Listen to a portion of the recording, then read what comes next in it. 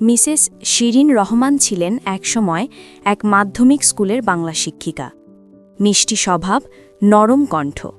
ছাত্ররা তাকে শিরিন ম্যাম বলত।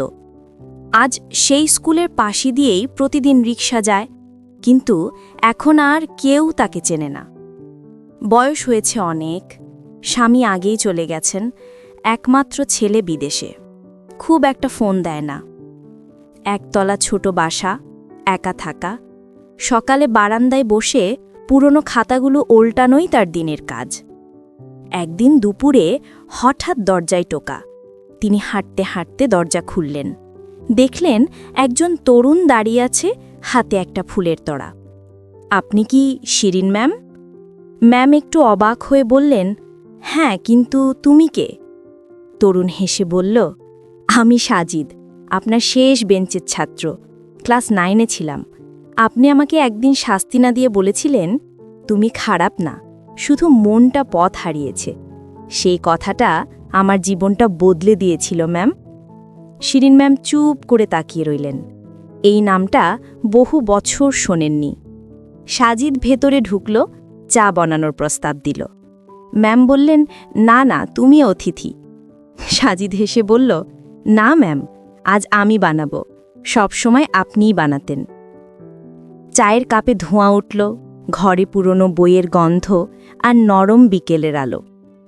সাজিদ বলল, আমি এখন শিক্ষক, আপনার মতোই। শিক্ষক দিবসে আমাদের এক শিক্ষক বলেছিলেন, যে মানুষ আপনার জীবন বদলেছে তাকে একবার ধন্যবাদ দিতে ভুলবেন না। তাই এলাম। শিরিন ম্যামের চোখে পানি চলে এলো।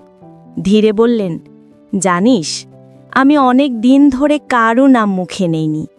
ভাবতাম আমার পড়ানো কেউই হয়তো মনে রাখেনি। সাজিদ উত্তর দিল, আপনি জানেন না, আপনার শেখানো গল্পগুলোই আমাদের মানুষ বানিয়েছে ম্যাম। ম্যাম হেসে বললেন, তুই এখন শিক্ষক? আমি তো গর্বিত।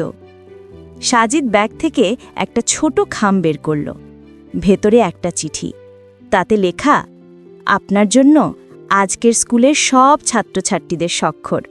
তারা জানে আমি যেখান থেকে শিখেছি সেই মানুষটার নাম শিরিন রহমান। ম্যাম চুপ করে চিঠিটা বুকে চেপে ধরলেন। বাইরে তখন সূর্য ডুবে যাচ্ছে। তিনি আস্তে বললেন, বুঝলি সাজিদ, শিক্ষক হওয়ার আসল মজাটা এখানেই। ছাত্ররা যখন ফেরে, মনে হয় জীবনটা বৃথা যায়নি। সাজিদ বিদায় নিয়ে চলে গেল। ম্যাম দরজা বন্ধ করে টেবিলে চিঠিটা রেখে দিলেন।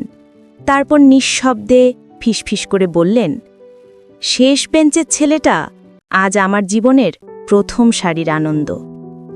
রাতের বাতাস বইছে ধীরে, চিঠির কাগজটা নড়ছে হালকা করে, যেন কেউ বলছে, ধন্যবাদ ম্যাম।